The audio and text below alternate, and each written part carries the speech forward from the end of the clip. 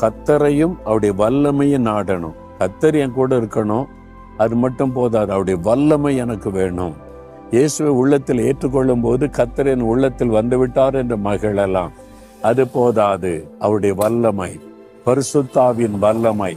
ஆவியானவர் வரும்பொழுதுதான் நாம் வல்லமை உள்ளவர்களாய் மாறுகிறோம் என்று அப்போஸ்தலர் 1:8 வாசிக்கிறோம்.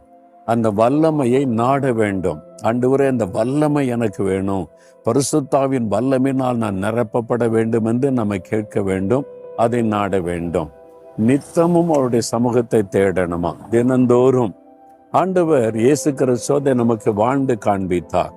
மார்க் 1:35 தினமும் அவர் அதிகாலையில் எழுந்து வனாந்தரத்தில் போய் ஜெபம் பண்ணினார் என்பதாய் ஆண்டவரை தேடினார், பிதாவின் முகத்தை தேடினார்.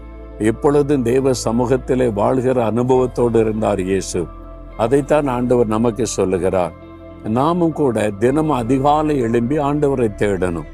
விடியற் காலையில எழும்பி சூரியத்தை பார்க்கறதுக்கு முன்னால வசனத்தை வாசித்து தியானித்து ஆண்டவருடைய பிரசன்னத்தை நாடணும், அவருடைய வல்லமையை நாடணும்.